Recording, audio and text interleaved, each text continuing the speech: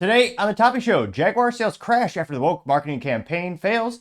Fat activists petition airlines to make jumbo-sized seats. Climate activists ruin a historic Lord Balfour painting at Trinity College. Biden commuted the death sentence for 37 murderers, as well as a couple who slain entire families. An illegal alien burns a woman on the New York City subway while the police just do nothing. Volkswagen VR6 engine to be discontinued after 34 years of service.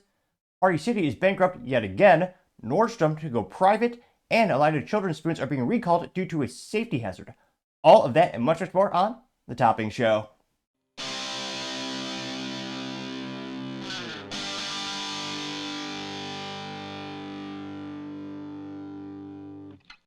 Thank you, everyone, for taking the time to tune in today. Today's episode of The Topping Show is proudly sponsored by Topping Technologies. Topping Technologies is an IT value-added reseller and services company with a special proficiency IT security. Heck, I see their founder at least twice a day. Gotta say he's quite handsome and brilliant. He's me, you see, that's a joke. If you're an IT leader or business owner, you can reach out to the team at sales@toppingtechnologies.com. Also, we're still giving away a free flamethrower with every IT purchase. Yes, it does come with a fun Picatinny rail adapter, so you can mount it to any standard AR-15, like all awesome accessories can be. Go to toppingtechnologies.com and click the flamethrower button to learn more, or click the URL in the video description. Lastly, trying to get to 4,000 subscribers by the end of the year, so if you can click that button and tell your friends, I would greatly appreciate it. Now, going over to the business part of the podcast, you have Volkswagen VR6. Well, the engine is going to rest in peace after 34 years of service. From the company that also brought us the iconic W16 engine thrown into the Bugatti Veyron. Now, more and more of their icons are, well, disappearing. Now, this comes to us thanks to Nico, who's a writer at The Drive, and here you can see one of those engines in its glory, saying, quote, "The VW VR16 engine is officially dead after 34 years. The innovative, sensorious, narrow-angle V6 found its way to countless VWs and Audis, because, spoiler, VW Group is the same company. They own Audi, as well as Bugatti, Ducati, fun Italian motorcycle company, Lamborghini, and, well, who could possibly forget the brilliant Porsche company, which still makes a stick shift, unlike pretty much anyone else. So I admire them for that. You know that the last VR6 have left the planet for good.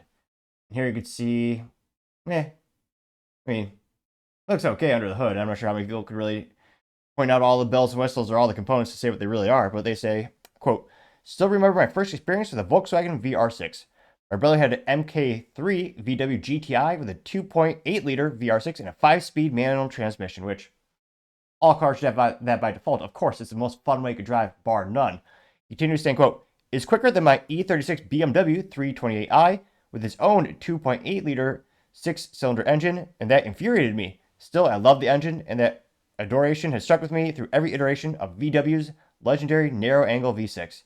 Now, it is with a heavy heart that I bring you the sad news of his death."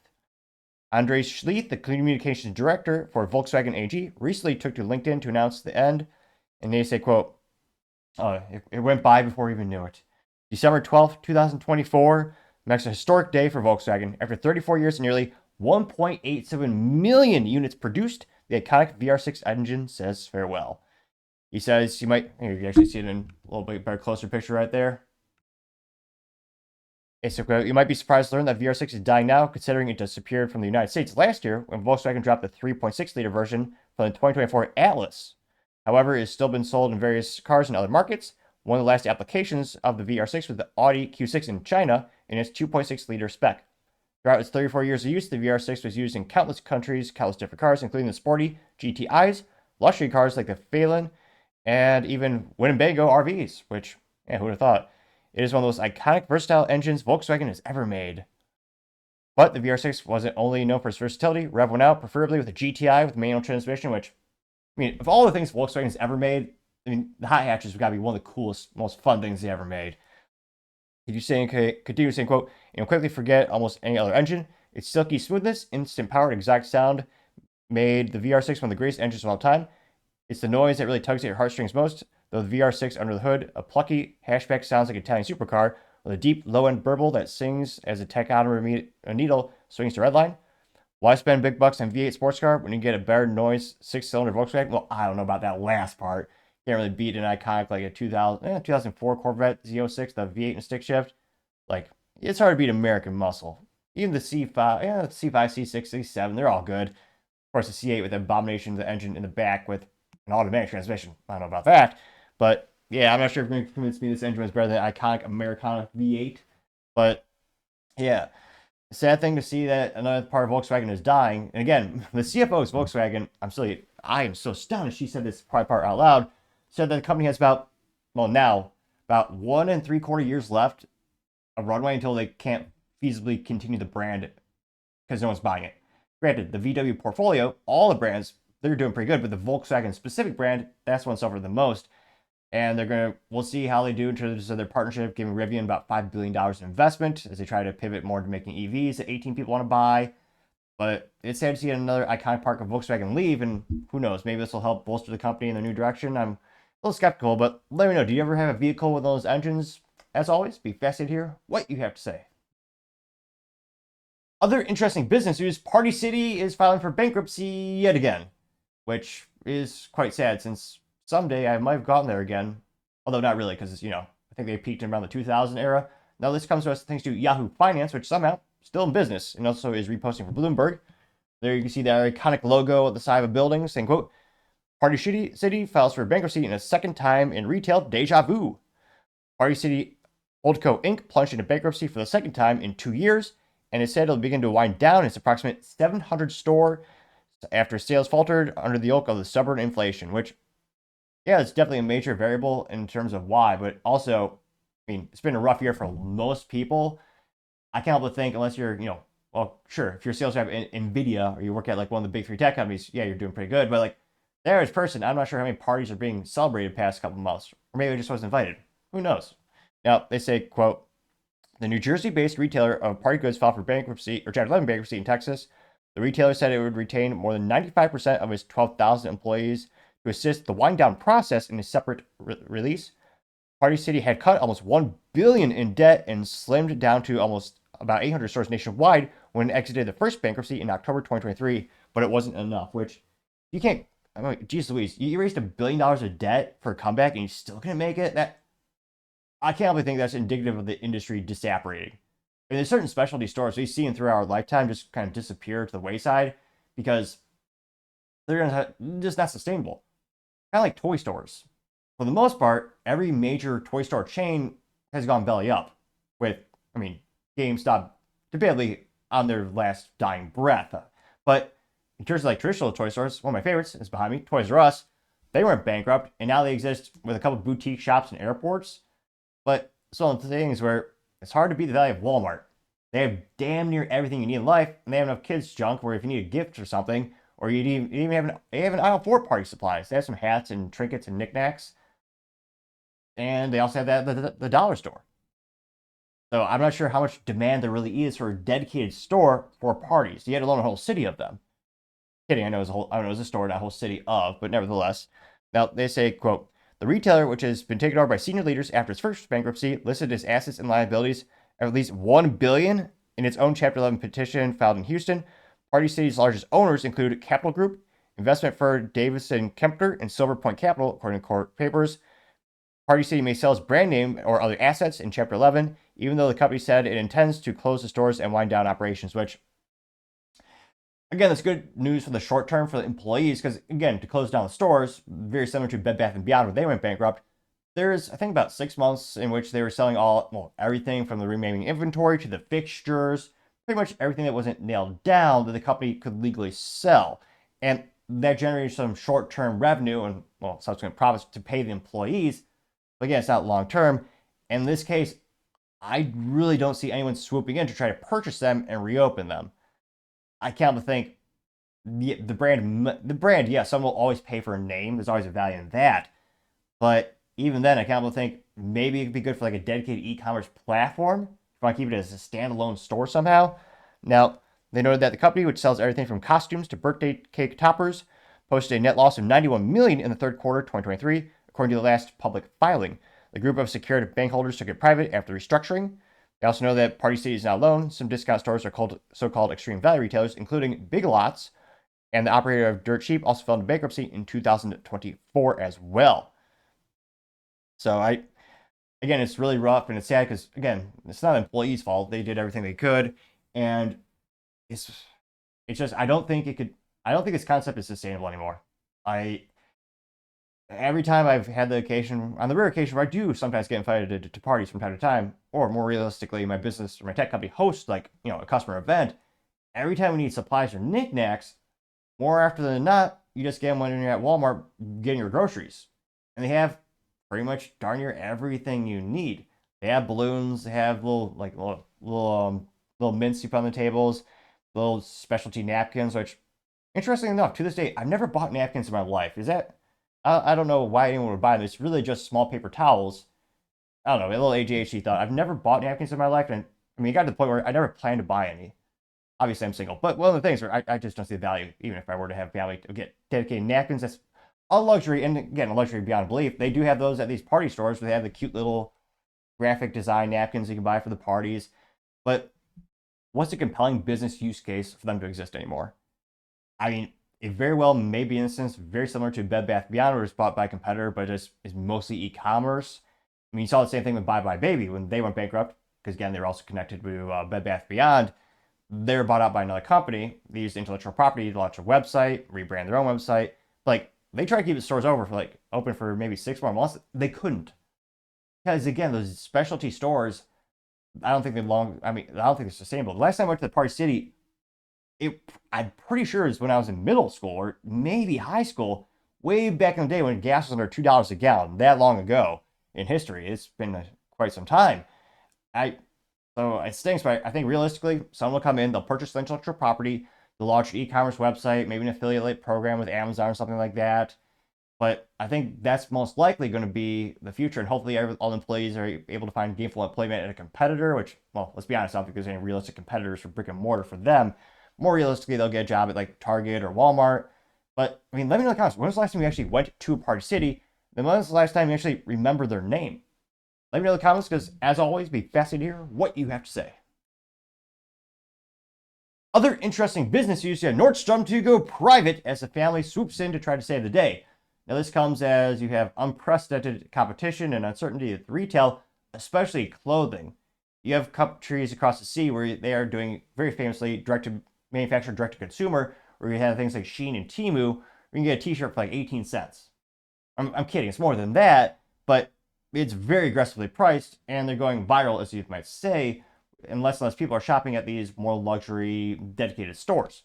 Now, this comes to us thanks to Jonathan Limehouse, who's a writer at USA Today, which he says, quote, Nordstrom to be acquired for $6.25 billion by Nordstrom family members as well as a Mexican company. They note that Nordstrom is going to be acquired for $6.25 billion. They note that upon completion of the transaction, all outstanding common shares of Nordstrom will be acquired by Alberto de Liverpool and Eric Nordstrom, Pete Nordstrom, and Jamie Nordstrom, and other members of the Nordstrom family, according to the department store chain's news release. Nordstrom, which has more than 350 locations, will go from a public to a private as a result of the Nordstrom family, and they will still have a majority ownership stake in the new company. The members of the Nordstrom family collectively own 33.4% of the company, and according to Digital Commerce 360, an e-commerce research and media outlet. They also know that Liverpool, which operates more than 300 stores and an e-commerce platform, holds a 9.6% stake in Nordstrom, which it acquired in 2022 for about $200 million. $300 million. Pretty penny. They continue saying, quote, I think this is from Eric Nordstrom, the CEO of the company. He said, quote, for over a century, Nordstrom has operated with a foundational principle of helping customers feel good and look their best. Today marks an exciting new chapter for the business. On behalf of my family, we look forward to working with each other to ensure Nordstrom thrives to live long into the future. Which, I mean, in terms of retail news, this might be the best agreement bar none. They say, what will common Nordstrom shareholders receive? Which, again, hindsight is 2020. Wish I bought this stock years ago. Say, quote, per the agreement, Nordstrom common shareholders will receive $24.25 per share in cash for each share of the company's common stock that they hold. According to the announcement, the company got the number based on a premium of 42%. That's a pretty premium right there, to the company's unaffected closing common stock price on March 18, which was the final trading day before media speculation about possible transaction, the company said. In addition to the payout, the board intends to authorize a special dividend of up to 25 cents per share immediately before and contingent on the close of the deal, according to Nordstrom. This dividend is based on Nordstrom's cash on hand, the company said. The Nordstrom board of directors, excluding Eric and Pete Nordstrom, after they recused themselves, unanimously approved and proposed a deal based on the input from a special committee that led the review and negotiation process. Eric Sprunk, the chairman of the special committee, in a statement said, quote, "The special committee unanimously concluded that this transaction offers a greater value for all public shareholders and a significant premium to the unaffected share price." Now, they noted that, quote, "The deal is expected to close first half 2025. The breakdown in Nordstrom's ownership will be, it's by a razor-thin margin, but it's all you need. If you watch Shark Tank, you know you just need a little bit more than 50% to be the real owner. The ownership breakdown will be 50.1% by the Nordstrom family and 49.9% by Liverpool, per the release statement. They said that since Nordstrom will go private, the company's common stock will no longer be listed when the market closed and is at $24.70 per share. And this is some of the best news, bar none, for retail. I say this because if you look at the signage behind me, if you're watching on the YouTube or the Rumble, better Rumble because it's better, but it's one of those things where more often than not, when you get private equity involved and you sell out that way, they usually go bankrupt. Not every time, but they tend to think of very short-term fiscal quarter gains, not long-term vision or long-term, in my belief, what's best for the company, the employees, and the customer. And Nordstrom is one of the, if not the most iconic traditional company that's still around with exceptional customer service. I mean, when I was growing up, my mom used to work there, and she would help people with shoe sizing. And she loved that job. They treated everyone with respect. And the quick 2-sentence summary of how Nordstrom describes their brand and customer service was, Nordstrom sells tire chains. And let me know if you hate these ADHD stories. I find them mildly amusing, obviously, because I'm telling them. But there's an instance where Nordstrom acquired another store, and they're basically expanding from one store into another part of the strip mall. That strip mall store next to them used to sell snow chain tires. And, they got rid of the fixtures, they put in their clothing, and, maybe 6 months later, a guy come into the Nordstrom and goes, "Hey, I want to return these snow tires chains." And the customer service goes, "Well, what do you mean?" He goes, "Oh, I bought them here." And the employee asks around to other employees to go, "Oh yeah, this used to be a chain, tire chain store and a tire store." And they go, "Yeah, no questions asked, to give you a full refund." And they just treat the customer with the utmost respect, and they always go above and beyond. And that's become the pinnacle, one of the most famous use case stories of, just treat the customer right, they'll come back, they'll, customers for life type of philosophy. Truth be told, I just brought The Nordstrom Way. It's one of the books on my shelf I plan to read in 2025, because it is a great company. And the fact that families are going to still be involved and they're still going to have control, and now that they're going private, I think they can better focus on the long-term vision and strategy that they'll leave to really compete in retail and fashion, two of the most cutthroat industries out there that, I hope they make it. And I think, again, without the pressures of short-term results, I think they'll make the best decisions for the customer, the employees, and the business going forward. And I'm really excited to see, what's going to be the next chapter of their, iteration. Granted, I'm definitely not their, core audience. I mean, shoot, I buy one suit every 15 years maybe. So obviously I'm not their core customer, but I just appreciate everything the company does for everyone in the organization. And I hope things get better for everyone. And out of curiosity, let me know. And ever since I was a kid, obviously a little biased because I had some family who worked frontline employees there. But do you ever have any good stories about Nordstrom? What's your perception of the brand of the company? And do you think things will get better in the situation, or do you think it actually might get worse? Let me know what your thoughts are, because as always, be fascinated to hear what you have to say. Now, going over to the cultural product podcast, you have Jaguar Sales crashing about 9% after the futile attempt at the rebrand. Now, this comes after they went viral for being woke with the weird androgynous, who knows what gender the person is type of commercial that actually didn't highlight the product. And when they eventually didn't reveal the product, it looked like a bastardized Lennox air conditioner spray painted pink. Don't get me wrong, great Texas-based company, Lennox air conditioners are phenomenal. However, I don't want my car to look like it. And already controversial enough, they're going for the EV route, which, again, kind of an antithesis of what Jaguar stood for. But nevertheless, they decided to go a new company direction and capture prospective new clients, mostly in San Francisco. Now, that very similar to the Bud Light instance, kind of backfiring, especially for short term. Now, this comes just from enginepetrol.com. Specifically, Ian Sawyer, who's a writer over there, saying, quote, "Jaguar woke rebrand posed a significant risk and led to a decline in used car sales." Now here you can see, oh gosh, I'm sorry, my eyes, it burned. It's, the new design is so viscerally disgusting. I almost threw up in my mouth.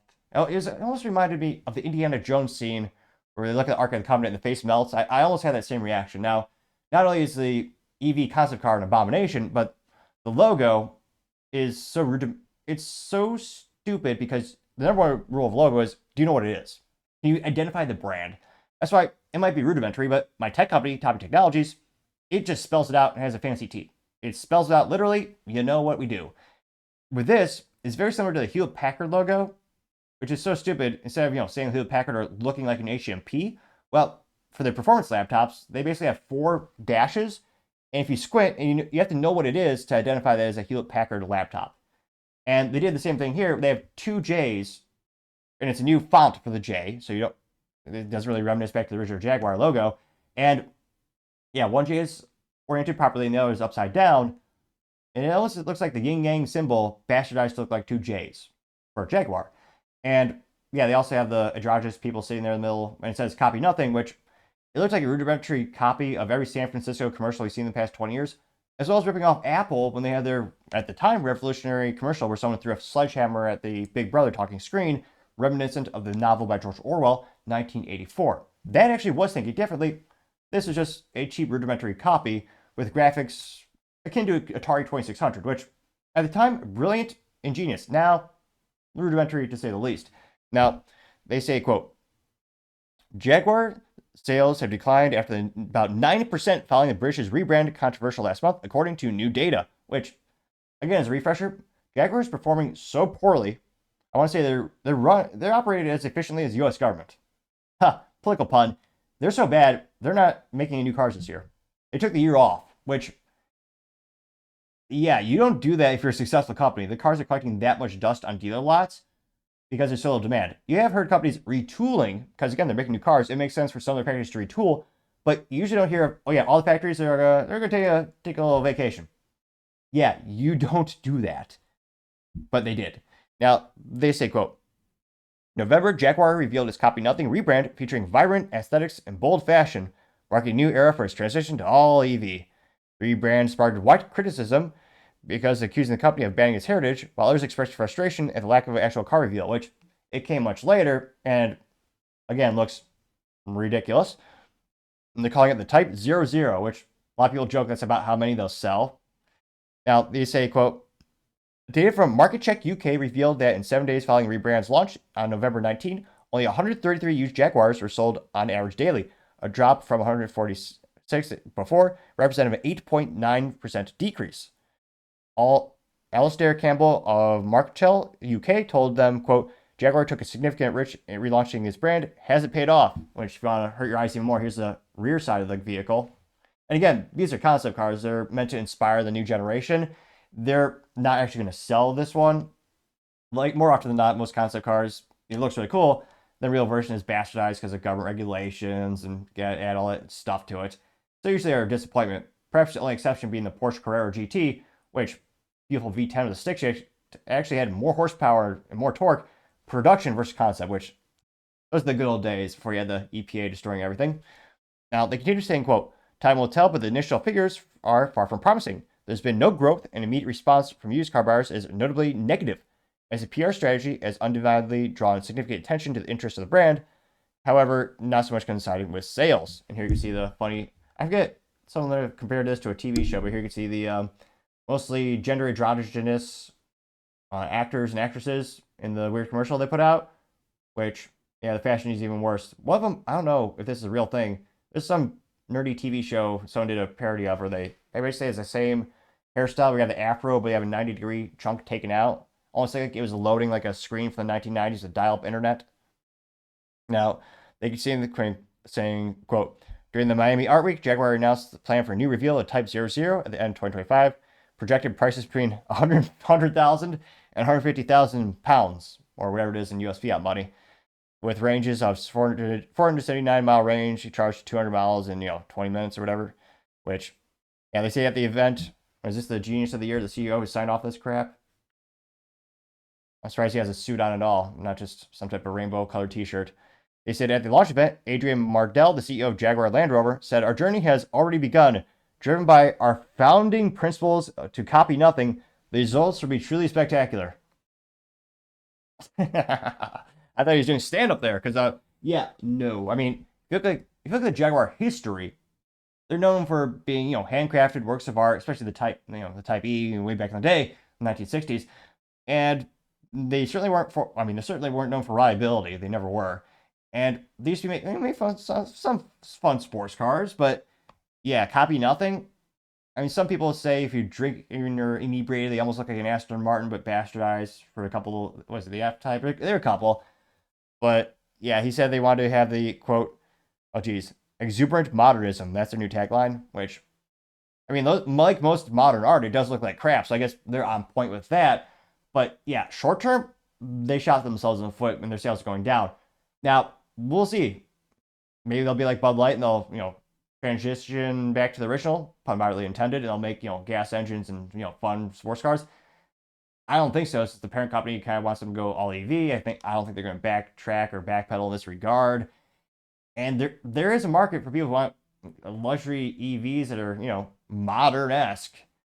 I don't know if that's big enough to sustain a business model, yet alone a whole brand, as they want to go 100% EV, and this marketing campaign is alienating a lot of prospective clients. Yeah, it's gaining a couple, mostly in San Francisco, but let me know, do you think this is a sustainable business model? Do you think culturally this will grow on people and eventually they'll learn to love it? Or do you think, no, it's going to backfire, no one's going to buy the new Jaguars in 2025? Let me know your thoughts, because as always, be fascinated to hear what you have to say. Other interesting cultural news, you have a fat activist named Jae'Lynn Chaney having a petition for the FAA to make airlines to have plus size seats. Which, yeah, if your carry-on bag is 1 ounce over too much, you'll be charged a bunch of money. But if you weigh as much as a Hummer 2, that's okay. Yeah, the lack of logic with airlines is ridiculous. I don't think they have any, to be frank. And this fat activism is growing, pun moderately intended, and it's not good for the health or culture of America, where, yeah, we've fallen so far. It's ridiculous. You look at, old videos from the, back in the 60s and 70s. I mean, kids doing PE exercises were in better shape than most people today, which is quite sad that our culture has decayed so much. We are the most obese, lazy countries on the planet. Now, this comes to us thanks to Define L's saying, quote, what do you think should be done here? And here you can see this famous fat activist who goes all over the world complaining about how I believe famously last year she was complaining about how hotel towels weren't the size to cover a Humvee rather, because they couldn't cover her. Which, again, it's one of those instances where there are some people in the world, and I always have to have a caveat. I have no disdain. I mean, if you are someone who has a medical ailment or there's some outlier with a health condition, there are some people by default who will be a little overweight. I understand that. It's rough. I know I've met some folks in my life who have certain medical conditions. Those do exist. Don't get me wrong. On average, for the most part, most Americans are gluttonous and fat because of their lifestyle, their choices. And I'm going to head off the comment section right now. It is not only money. It's also instances where the first rebuttal to anyone when you say we should get in shape, people should eat healthy, they always say, oh, I can't afford to, which is a rudimentary, lazy answer. Perhaps it's lazy as not, doing push-ups or going to the gym, or just doing calisthenics. Again, you don't have to go to the gym to be healthy. Push-ups are free, sit-ups are free. A chin-up bar is sub $30 these days. It's an instance where even when I, in my life, have lived under the poverty line, I still ate healthy because I'm a little bit of a health nut. I remember back when I started my career, I mean, a 2-pound bag of carrots from Walmart was $1.99 plus the extortion, the sales tax. Unfortunately, now I think it's about $2.49.99, or yeah, $2.49. But you can get them pretty cheap. Again, the raw materials for healthy foods you can get at places like Walmart. If you food prep, you save a lot. Eating out, yeah, it's gonna be hard to eat healthy. It's a big waste of money for the most part. And yeah, I just want to caveat that. I understand there's some people who have health issues, but for overall, I think it's a culture issue and people are just not making healthy choices. And this is what happens. You have, I would argue, zero accountability. And yeah, let's see what she has to say. It's a little insufferable, obviously, but it's about 26 seconds long, so it's not, I'm sure it'll feel like an eternity, but it should get over relatively quick, which she's right now crammed into an airline, which, okay, I understand. Some airline seats are way too small, but she makes Chris Farley look like a pinnacle of human athleticism. She makes him look healthy. Airlines make their products smaller every year. Then they blame us for not fitting. If your car got smaller... And again, you shouldn't be, you should not be proud of this. So she is, I guess maybe it's kind of comical because she's drinking like a small soda can. So it's not the 12 ounces, a smaller one. But yeah, it's one of the few times you probably are happy you're not watching on the Rumble or the YouTube. Because again, she has multiple chins and she is taking up the whole seating area of the plane. I can understand why this is uncomfortable for her. She probably should have to pay for first class or well, definitely multiple tickets. And yeah, she's literally her back is touching the seat and her front is touching the seat in front of her. There's the only room is on the y-axis. There's a little room above her head before she hits the top of the fuselage. Every year, wouldn't you be pissed?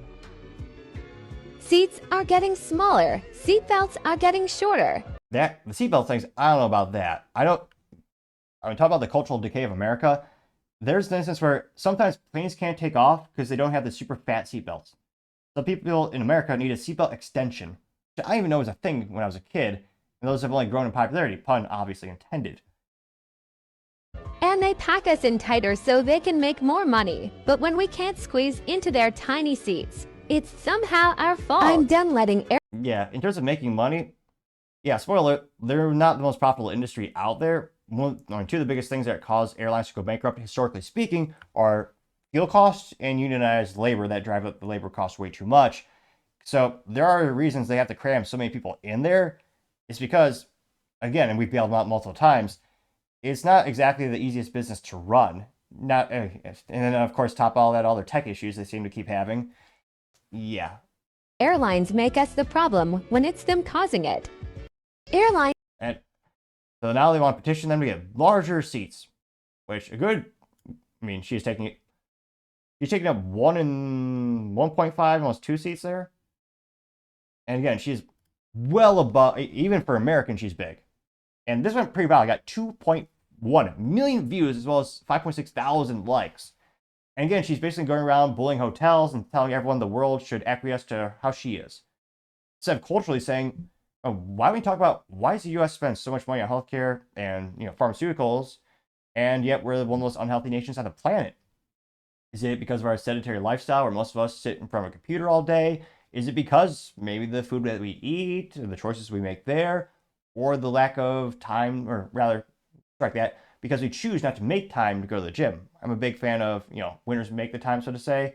And yes, it does sometimes mean getting up at 3 in the morning to get your stuff done before work. It's one of those instances where it's a big cultural thing, pun intended, of course, yet again. And I think we should talk about, how can we get America healthy again?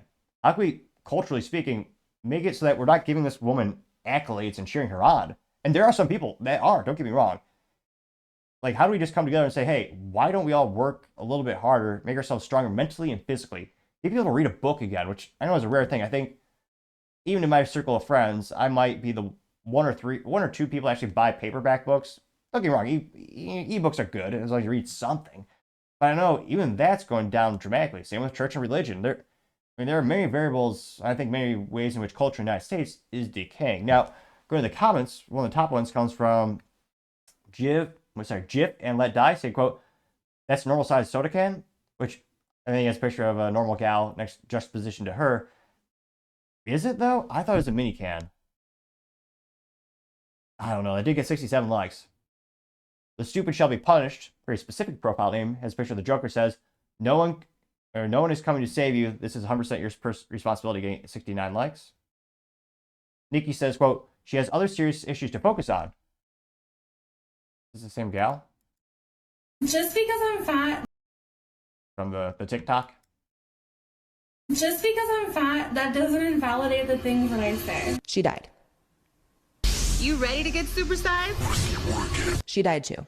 Today I've got the big Fruit Loop. He's dead. Join me on my Fat Positive radio show. Which didn't last long because she died. Yeah, that's a big issue. Statistically speaking, you're going to die sooner if you're overweight. Again, it's heartbreaking. Well, that wasn't supposed to be a pun, but I guess it ended up being a pun. But it's the number one preventable thing in the United States we die from is byproducts of being overweight. I mean, and I've had friends who have lost weight, and again, everyone's different. I think on average, guys give each other a little shit, and you kind of bully them just a little bit, and it encourages a lot of guys to go to the gym. I think Bill Burr's most famous example of talking shit to his audience and having many use cases of them going healthy, go to the gym. Ladies, I would say on average, positive reinforcement is probably the best methodology to help them. Again, I'm a big fan of couples going to the gym. That's one of the coolest things you can do. Back when I was in a relationship, I love doing that. It's a great way to push each other and really build each other up. I love seeing that out there. And since it's where, yeah, there's that, it was a couple months ago where yeah, a lot of fat activists died before they hit 40 years old, which again, is terrible because so often it's preventable. Like, just change your diet a little bit and just exercise. Again, exercise you can do for free. I mean, so many calisthenics exercises, exercises in which you're only using your body weight. Again, you can do sit-ups, push-ups. I mean, if you're really getting really good at it, you can do one-arm push-ups. Even if you're just starting to get in shape, you can do the sit-ups on your knees. Like, walking around most neighborhoods is free, well, free everywhere if you're in America. And you could get to running, get to hiking and climbing. Like, there's so nearly unlimited options rather. And yeah, it just takes, and again, everything adds up in the aggregate. I'm a big fan of that methodology and mentality. Because again, just push yourself a little bit each and every day. And at the end of the year, you'll be shocked how far you've come. So yeah, I hope we get back to that mentality. You also have someone by the name of Melii saying, quote, "It's your fault, Karen, I'm fat." And it's a fat cat getting 96 likes. You have Buck Nisidi saying, quote, "Let's make this 100% equal. All tickets should be sold by the pound."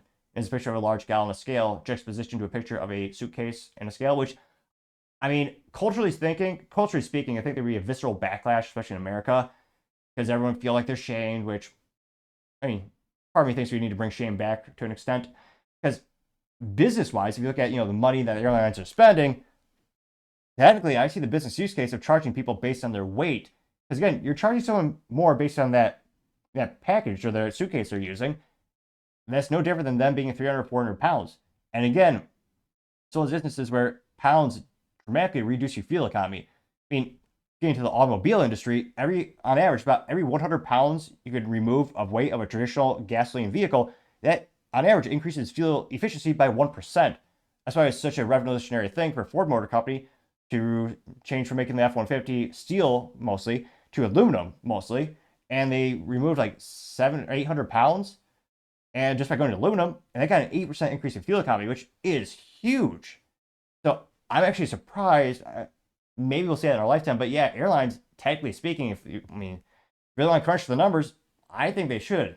There'd be a really large backlash, pun intended. But when it comes to the cost, these people are costing them more because it's decreasing the efficiency of the plane with a weight increase, and they're burning more fuel because of it.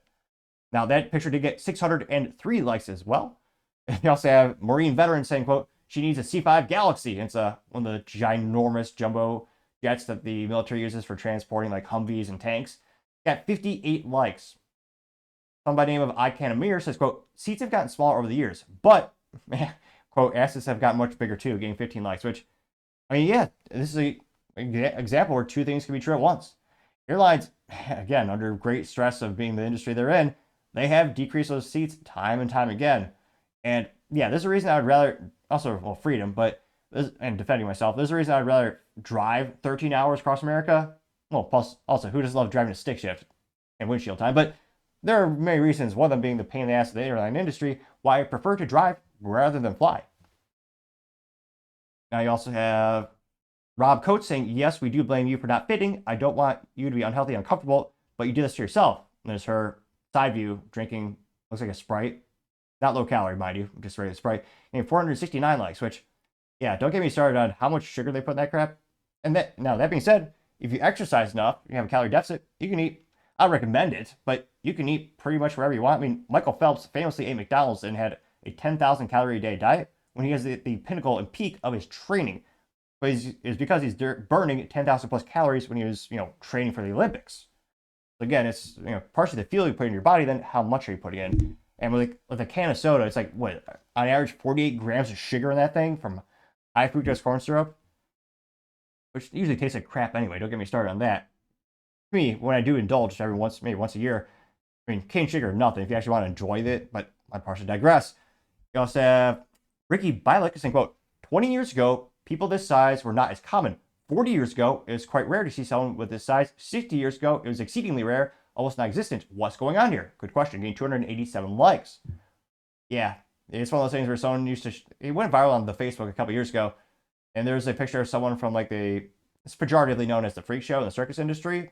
I'm pretty sure they rebranded it for PR reasons, but back then, someone who was morbidly obese, it was a fascination because no one saw that. They actually had that in the circus.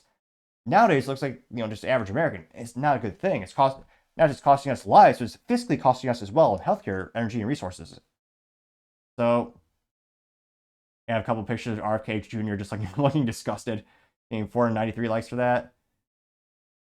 Some people saying, wow, LTN saying there are options, and there's a picture of some horses being transported in an airplane, and that got 1.3 thousand likes. That's one of the most liked ones. Jeff Blake says maybe you should just keep getting bigger. It's a picture of RFK looking disgusted, getting 471 or RFK Jr. And again, I liked it. Oh, jeez, this is terrible. Well, I'll read it. Anthony Scott says, quote, "Arg, there be the only answer." There's an old vintage painting of a harpoon, a whale hunter, and they throw the harpoon, and the other picture is her with the harpoon in her. Though no blood, so it's not too distasteful. It got 68 likes.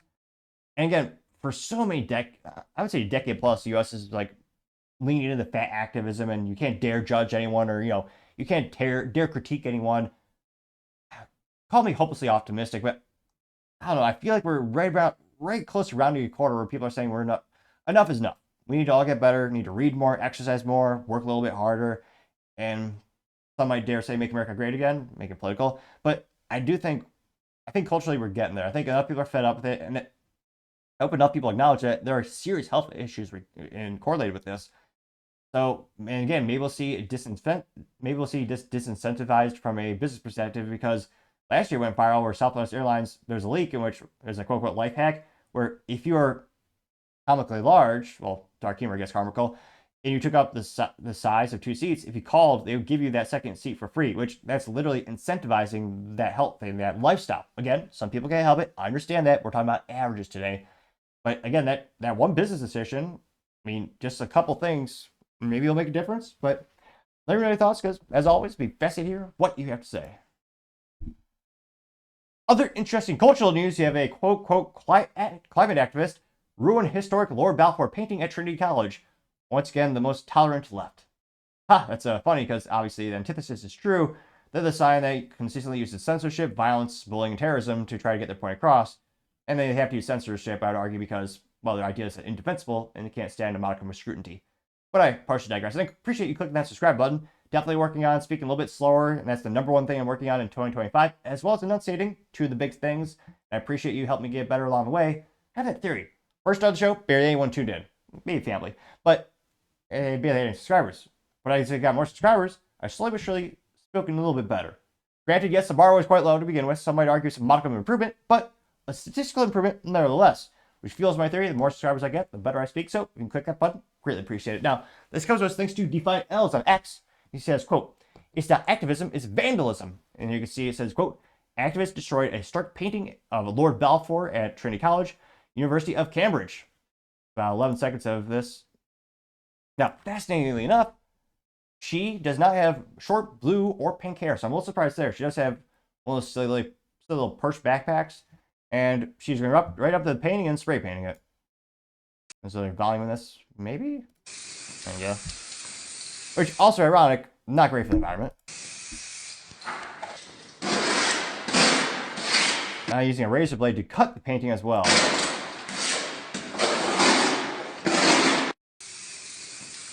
Ridiculous. Also shows how pathetic the security is at a lot of museums, in this case at college. And it's not an original idea. I don't think I thought of this originally. Bam, let me know in the comments. But there's a lot of, it should not be the case, but there are a lot of unemployed veterans in the United States. I think it's disgusting that's an issue. That's a thing. We need to fix that. You know what would be a great way to fix that? You know what would stop most climate activists? A Marine with an M16. If you actually had consequences, people wouldn't be doing this crap. They do it because they get away with it time and time and time again. If you just don't let them do it, or you actually show force and prosecute them, maybe throw this person in jail for 50 years, hard labor, well, you have less repeat offenders. And yet we keep seeing these people do it time and time again as we allow these insufferable POSs to continue their debauchery. Yeah, something, it almost is reminiscent of 1984 where the evil people want to get rid of history. This is what these people want to do.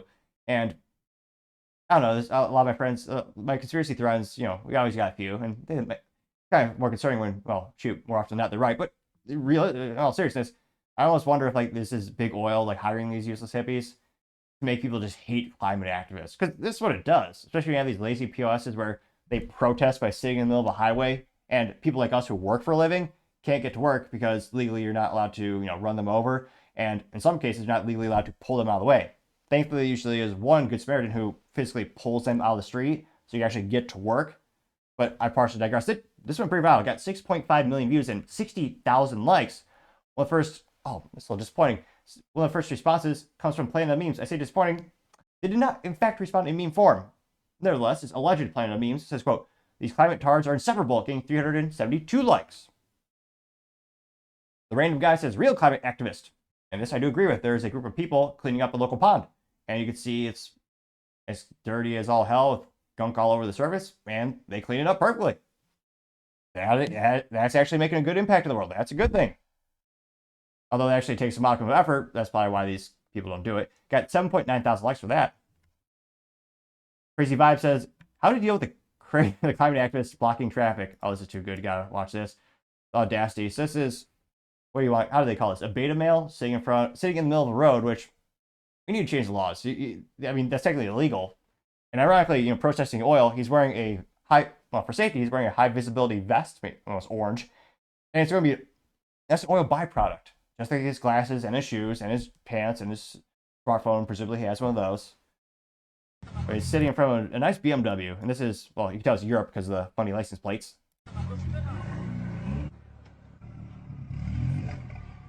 The BMW is about, the orientation is he's facing this guy sitting Indian style on the road, and he turns the BMW around and reverses, so the exhaust is right by this guy.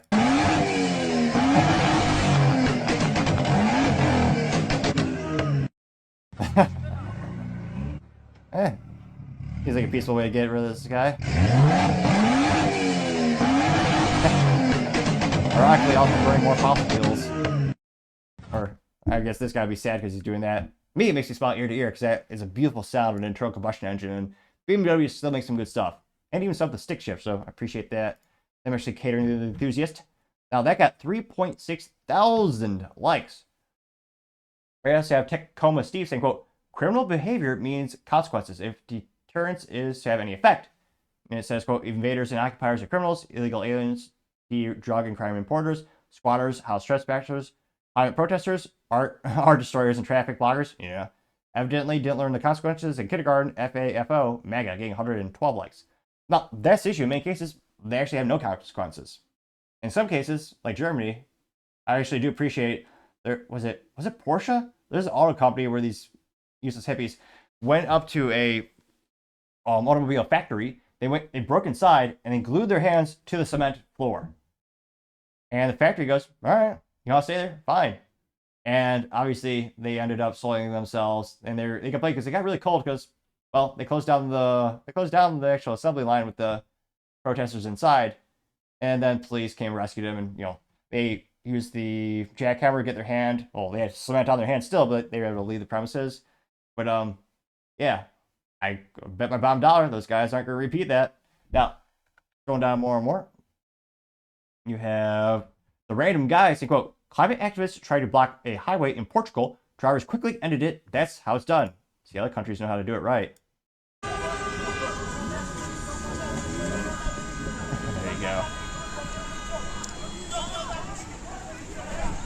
There we go. So you got, how many is this? 1, 2, 3, 4, 5, 6, 7 of these protesters sitting in a highway, Indian style, with a high visibility vest, which again, ironically, made a petrol byproduct. And now you have all the Samaritans putting them in their place. There you go.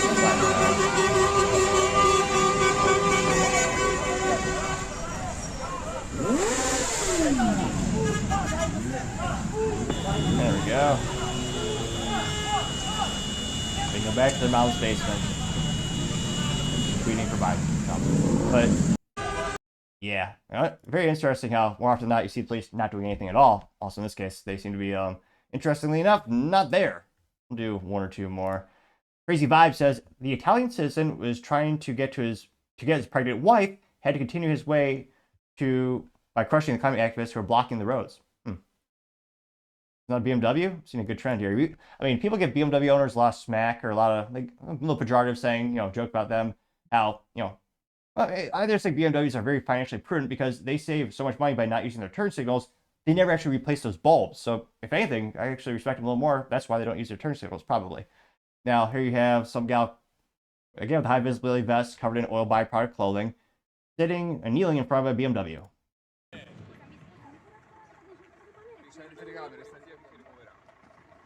Driver gets out,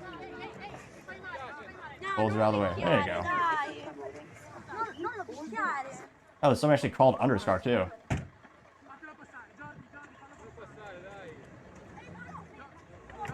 Oh!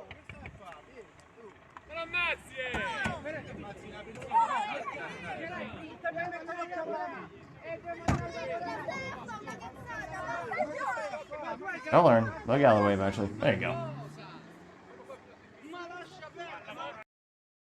There you go. It worked.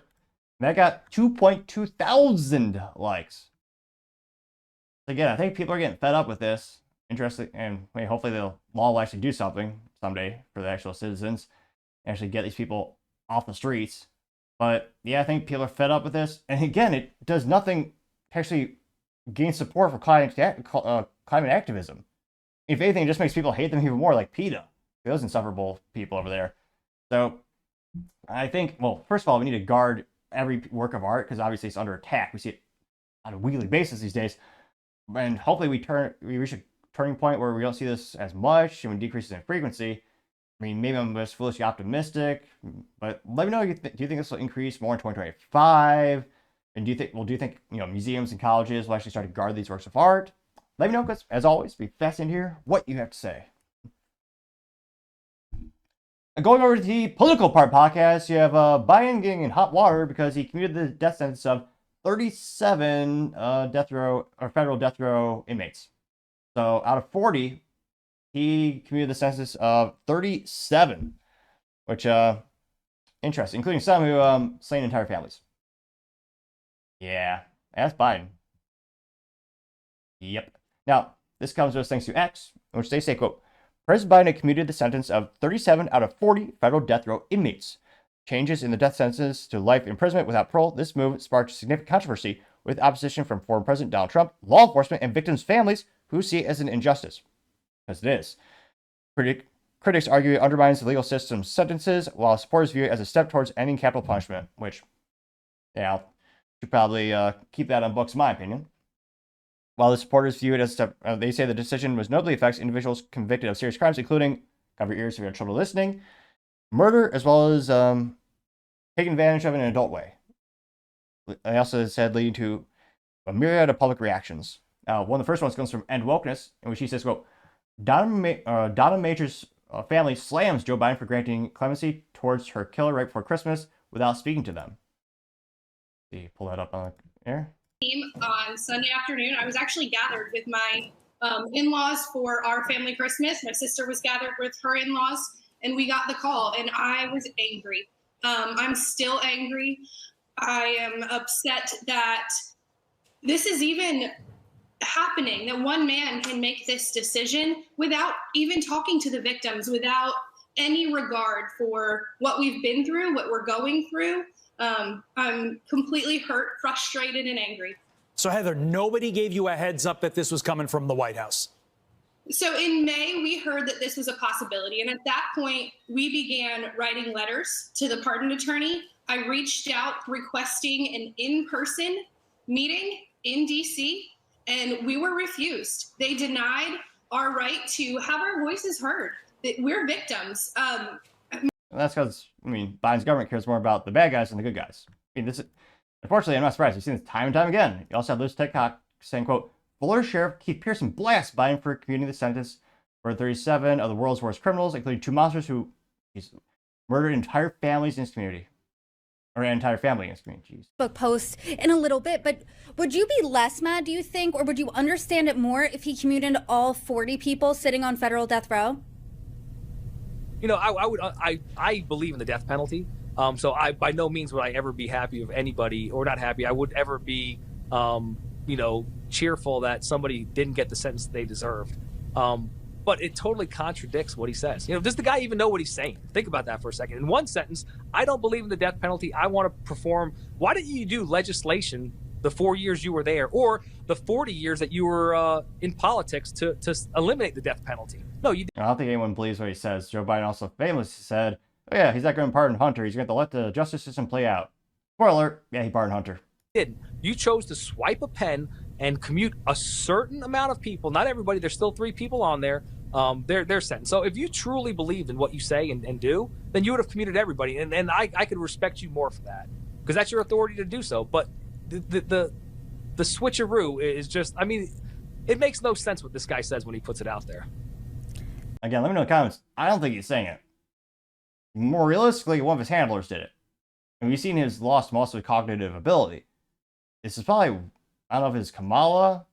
Well, she's probably inebriated by drinking some beer or something. Probably not her, maybe. But yeah, this is probably one of his cronies. I don't think it's actually him.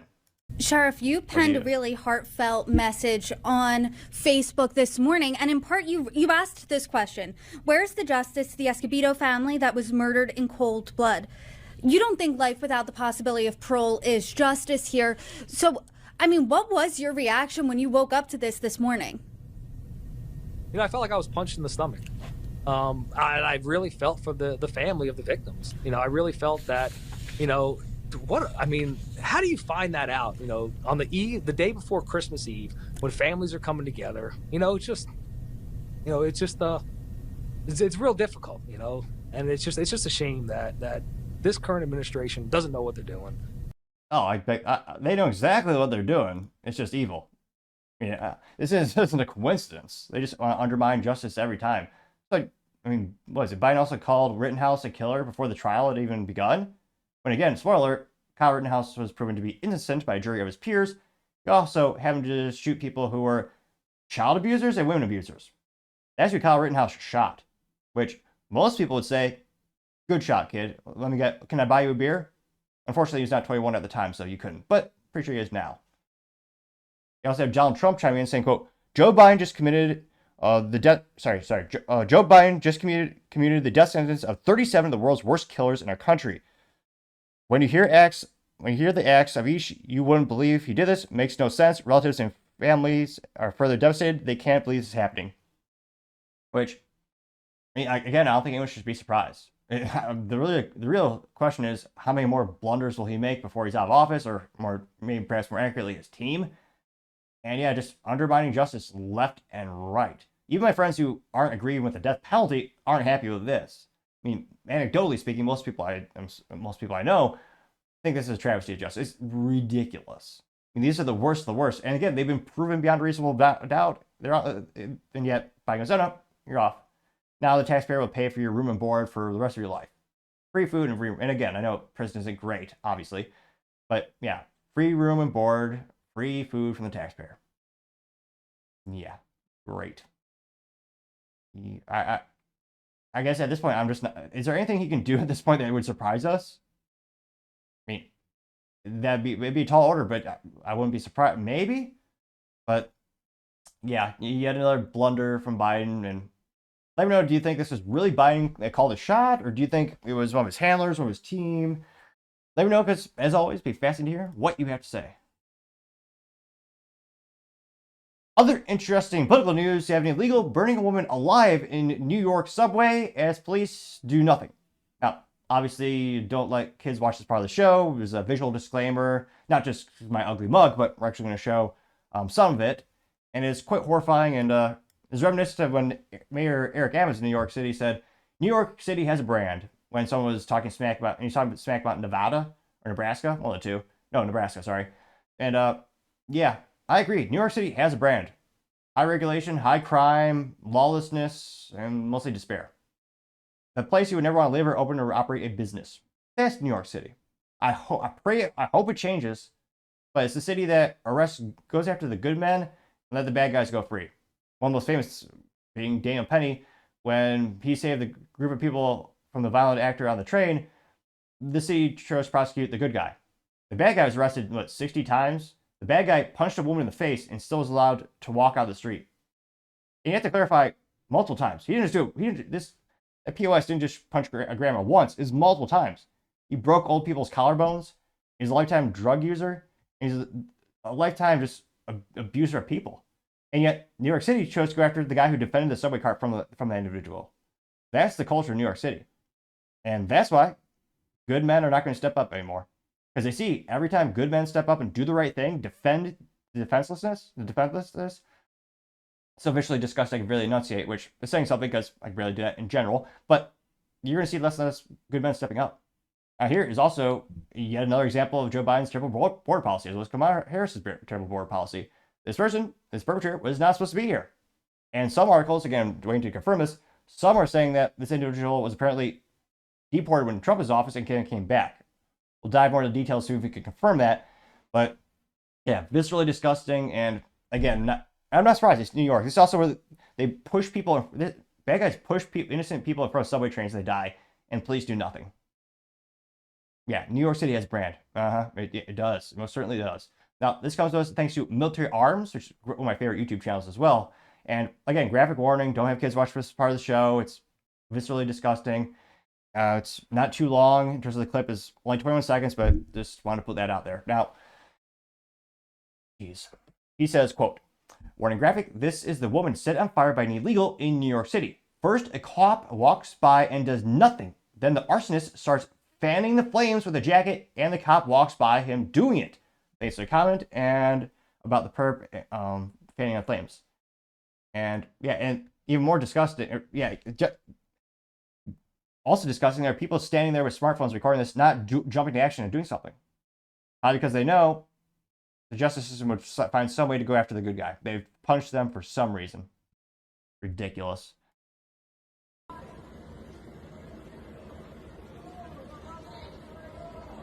Let's see. There's two people on their smartphones. There's a third person. Then you see a police officer. Where's he at? He just walk. Police officer does a hand gesture and walks away. What a lazy piece of. And again, another friendly reminder from a legal perspective. This went all the way up to the Supreme Court decades ago. Yeah, police have no burden to protect you. It's not like they'll get in trouble for not going to save you. Remember, you're on your own, especially these days. So again, let's rewind that to see that police officer, which I'm actually surprised. He is in shape where he could do something. You see a lot of them where their bellies hit the steering wheel because many of them are unionized with no standards for health or fitness after they first qualify.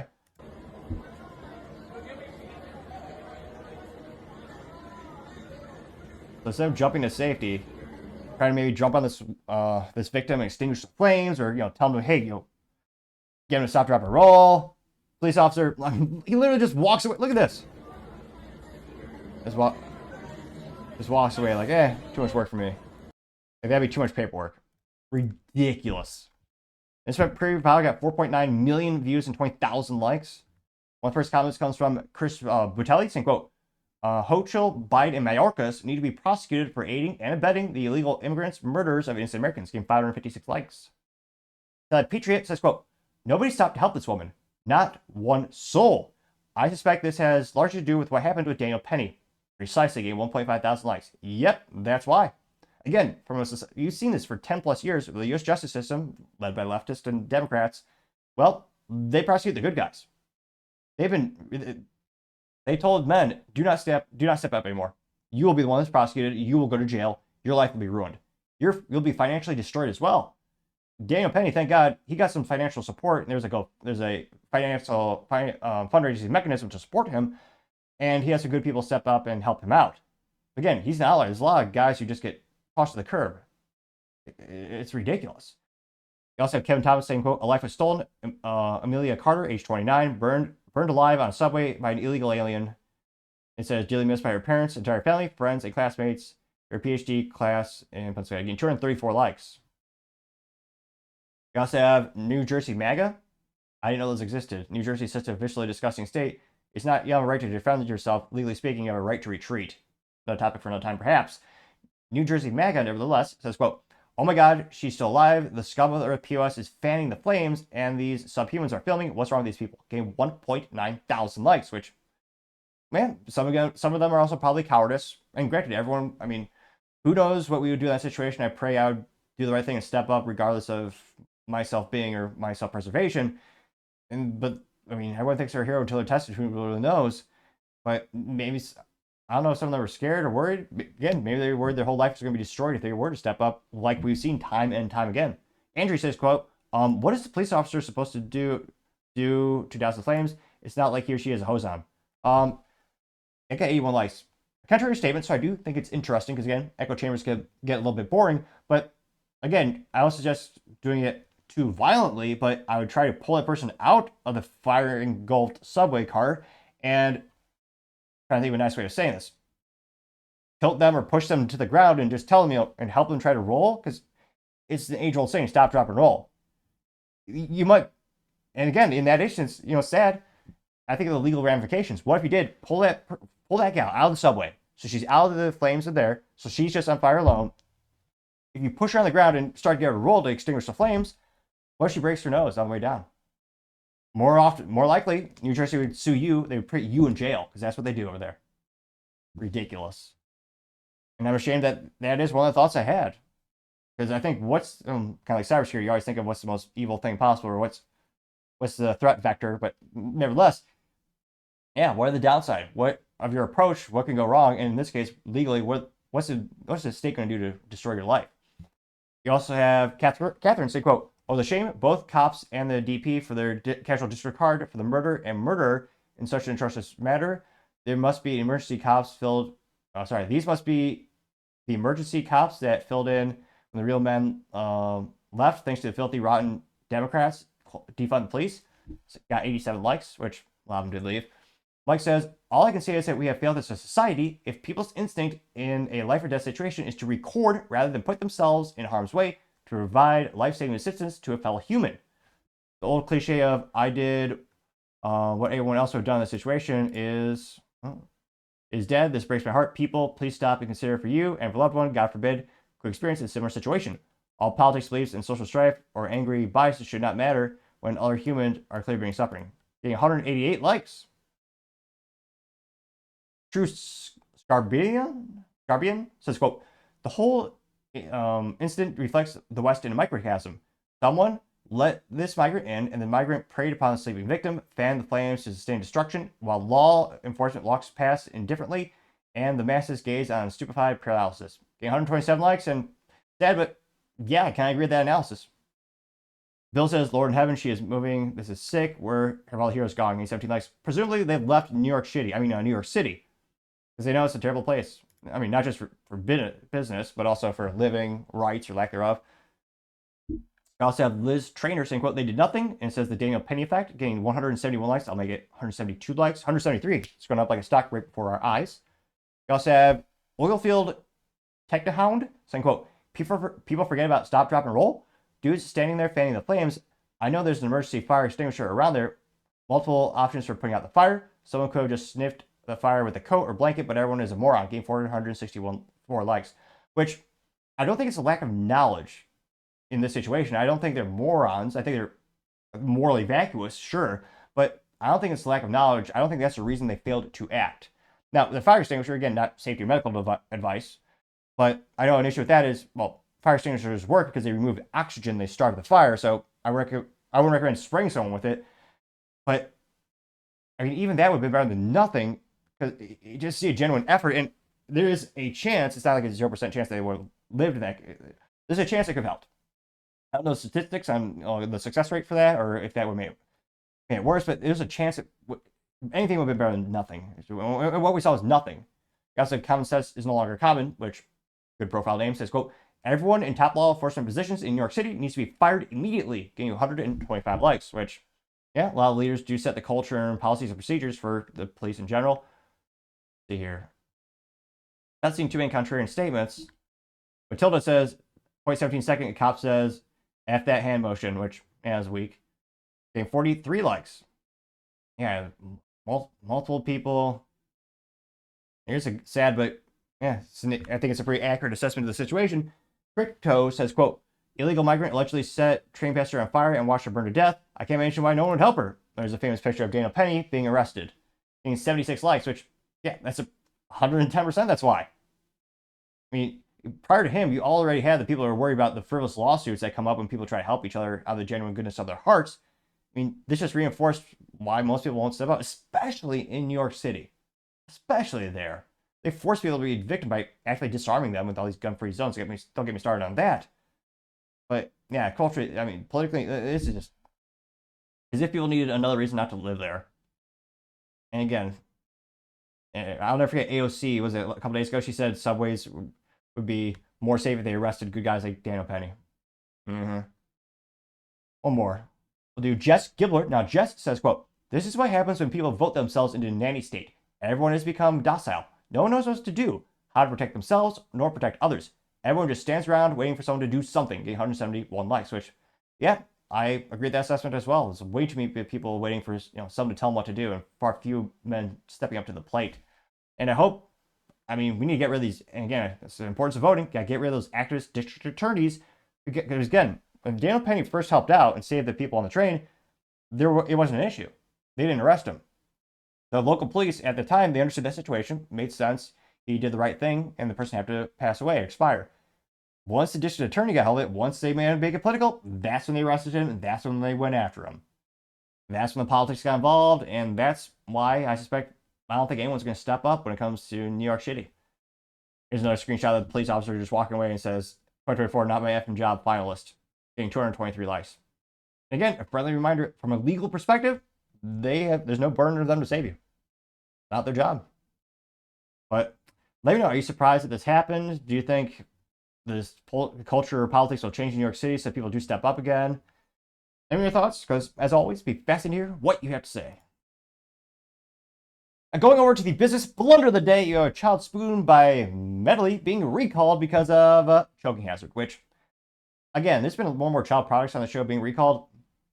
I'm not sure who's in charge of the quality department, but if you make something for children, you should be especially vigilant, because again, they're children. So I'm not saying you should have double the quality assurance or double the safety, but you should have more than an average product out there. Now, this comes to us thanks to the United States Consumer Safety Commission website. And they say, quote, "Melii baby silicone spoons for babies recalled due to choking hazard. They're imported by Melii Baby." Oddly enough, spelled M-E-L-L-I Baby. Melii Baby? A name as ridiculous as something like Topping. Oh wait, I partially digress. Now, going to the actual article, you can see they looks like they have, they're silicone colored blue, white, purple, and pink. And it looks like there's a dinosaur on one design as well as a unicorn on the other design for the top of the spoon. And it looks like they both came in a 3-pack, and the cardboard, well, it looks like a standard brown cardboard backing of the product. Now, they know that it's going to affect about 85,100 units. Now, they know that, quote, "The silicone spoon can break apart while in use, posing a choking hazard to babies," which, how do you make a spoon that breaks? I mean, it's supposed to be silicone. It's supposed to be, I'll dive in. They say, quote, "The recall involves Melii Baby silicone spoons for babies with animal shapes at the handle. They're sold in packs of 3 or 4 and as a 5-piece silicone feeding set. The feeding sets were sold in cat, dinosaur, dog, shark, and unicorn shapes." Which, talk about a waste of money. Do kids really know what the hell kind of shape spoon it is? I partially digress. The spoon measured about 6 inches long. The affected spoons had the following date codes. The 3-pack code is 2024-1. The 4-pack code is 2023-12 to 2024-5 printed on the back of the spoons. All spoons in a 5-baby-piece silicone feeding sets are affected by this recall. They know that consumers should immediately stop using the recalled spoons, keep them away from children, and contact Melii Baby Inc. to receive a free replacement set, which, again, I'm not going to give parental advice, but I kind of will, I guess. My pet rock, I've always done what's best for her. Obviously, kidding. But yeah, if they screwed you over once, why would you trust them again? I would just say, if you want to recall and you're just going to get a replacement, probably test the spoon yourself first before having any interaction with your child with it. They know that consumers should take photos of the spoons, discard the spoons in household waste, and email photographs to care@meliibaby.com. So that's care@MELIIBABY.com. Again, their URL or their email address is care@MELIIBABY.com to receive a free replacement set. Now, silver lining, thank God. This, again, every time it's an issue with a child product being recalled, I always wonder, does everyone pay the ultimate price for this? In this case, no. Thankfully, they noted that the firm received 2 reports of the spoon tip breaking, but no injuries or deaths have been reported. Now, in terms of where did we find these things, these products are sold at Aldi, grocery stores, and Ross, as well as online at buybybaby.com, Amazon.com, Zero.com, mothersanddaughtercreations.com, just between friends. most random website that sells kid stuff I could ever think of. Macrobaby.com, trendylittle.treats.com, thebrickkitchenstore.com, and adventuresnacks.com. And they were sold between April 2024 and August 2024 for between $8 and $9 per set. You know, the importer was Melii Baby of Canada, manufactured in China. And they also know that the recall number, if you want to call them to make sure your specific unit was affected, the recall number is 25-270. Again, the recall is 25-270. And again, this company is really lucky. They're lucky no one passed away, no one's been hurt. Because again, especially when children are involved with dissected injuries, the recalls are even worse, as well as morally deplorable. But yeah, thankfully they got out ahead of the situation in terms of, nothing's been reported, so there's a silver lining there. They're doing the right thing in terms of giving everyone they're giving a new set for everyone. So ideally the parents won't be too disgruntled. But again, how do you invent, it almost boggles my mind. You invent a spoon that breaks? That's one of the most simple products on the planet you can manufacture. Like, there's not even a moving part. It's a spoon. And it's supposed to be silicone soft. And yet they somehow found a way to make it brittle or fragile to the point where it could break. So I gotta say, I'm not sure who possibly is in charge of Melii Baby Labs, or they want to call the research development department. But yeah, I gotta say, Melii Baby, your recall of child spoons, gotta say, that's certainly the business blunder of the day. Thank you everyone for taking the time to tune in today. Again, try to get to 4,000 subscribers by the end of the year. So if you can click that button, I greatly appreciate it. Also, give me a thumbs up, thumbs down, or comment. It's a great way to give me some additional feedback, letting me know how I can make the show better and better. Lastly, don't forget to take time to tell your family, tell your friends, tell your coworkers, heck, tell your enemies, tell anyone and everyone. Just stay safe, fight the good fight.